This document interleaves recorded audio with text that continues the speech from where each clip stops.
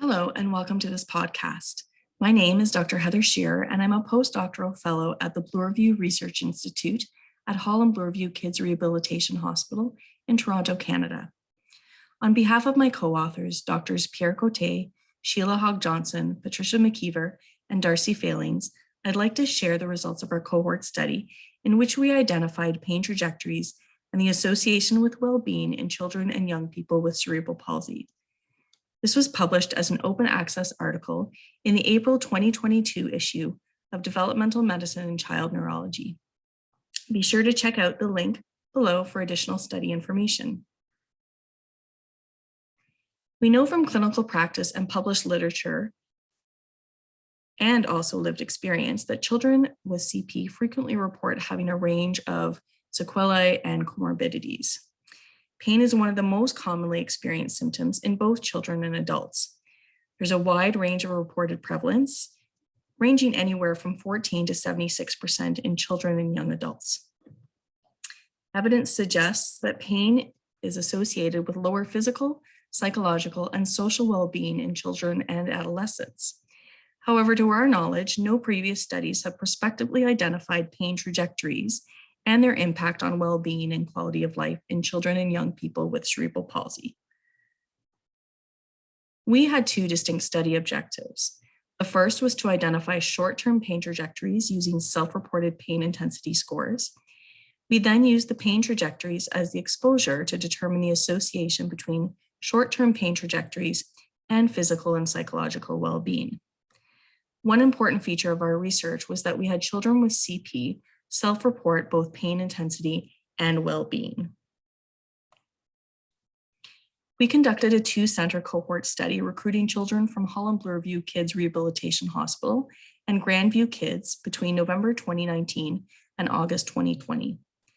We used several recruitment strategies, including posters, electronic signage, social media, institutional voluntary research lists, and referrals from clinical staff. Data collection was self-reported at baseline and weekly follow-ups for 5 weeks. We used a two-step screening process to determine eligibility. Children who were 8 to 18 years old, diagnosed with CP, able to communicate adequately with or without assistive devices, or direct someone to fill in their chosen response on the questionnaires, and were willing to discuss if they have any pain or discomfort were included. We used the FACES pain scale revised once weekly for 5 weeks as the primary scale for measuring pain intensity in the past week to identify our exposure of short-term pain intensity trajectories.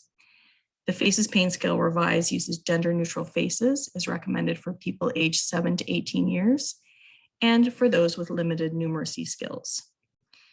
Using the KidScreen 27 physical and psychological well-being domains, we assessed well-being in the preceding week at baseline and at the 5-week follow-up. This scale was developed and used with healthy and chronically ill children aged 8 to 18 years. We determined the association between short-term pain trajectories with physical and psychological well-being 5 weeks post-study enrollment, and confounders were identified from the literature and clinical expertise. We had 190 eligible participants for in-person screening. Of those, 111 attended in-person screening and 101 completed the baseline questionnaire. Table 1 provides details about the baseline characteristics of the full sample and for each pain trajectory group.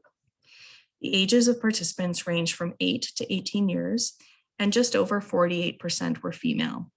The largest proportion of participants had spastic CP and a GMFCS level 1.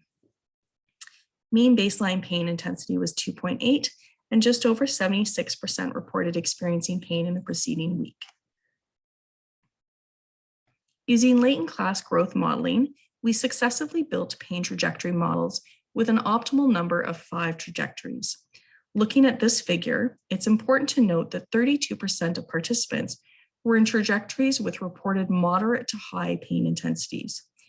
We can also see some distinct patterns with the trajectories. So trajectory 1 at the bottom of the figure is described as having no or very mild stable mean pain. Trajectory 2 has mild stable mean pain with an estimated mean pain intensity of 2. Trajectory 3 has moderate changing mean pain. Trajectory 4 has high to decreasing moderate mean pain. And trajectory 5 is classified as high stable mean pain, where these individuals had consistently high levels of pain intensity and an estimated mean pain of 7.3.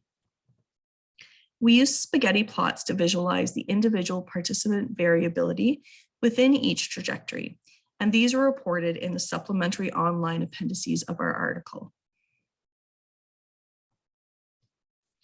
We use general linear models to assess the association between pain trajectory membership and physical and psychological well-being. Multivariable models were built using the change in estimate approach, and any confounders were included in the final adjusted models. Our analysis demonstrated that trajectory group membership was associated with both physical and psychological well-being in the crude models. In the crude model for physical well-being, there was a downward gradient based on trajectory group membership. So compared to group 1 with a mean physical well-being of 55.3, members in all other trajectory groups had lower mean physical well-being. In the adjusted model, the gradient remained, but associations were weaker for all groups. Compared with group 1, those in group 5 continued to have the largest difference in physical well-being. In the psychological well-being crude model, those in group 3 and 5 had the lowest mean psychological well-being compared to group 1. In the adjusted model, the difference in estimated mean psychological well-being compared to group 1 was almost unchanged for members in groups 2 and 4, while the association was weaker for those in groups 3 and 5 when confounders were controlled for. Compared with group 1, membership in trajectories 3, 4, and 5 was associated with lower mean psychological well-being. Additional sensitivity analyses and specific study limitations are detailed in the manuscript online. This cohort study constitutes novel findings regarding the course of pain in this population. We identified five distinct short-term pain trajectories in children and youth with CP. Of note, 32% had moderate to high pain intensity trajectories. Overall, we found an association between pain trajectory membership and well-being, whereby individuals in higher pain intensity trajectories had lower physical well-being, while those with higher mean baseline pain intensity had lower psychological well-being. In terms of clinical implications, this work helps highlight the need for regular pain assessments in this population. Without adequate knowledge of how pain changes over the short term, it may be challenging to provide effective treatment. Furthermore, assessments may help identify those at risk for concerning pain trajectories. I'd like to take this opportunity to thank the participating children and families without whom this work would not be possible. I'd also like to acknowledge all the funding agencies and organizations that contributed to this project. Please feel free to contact me should you have any questions.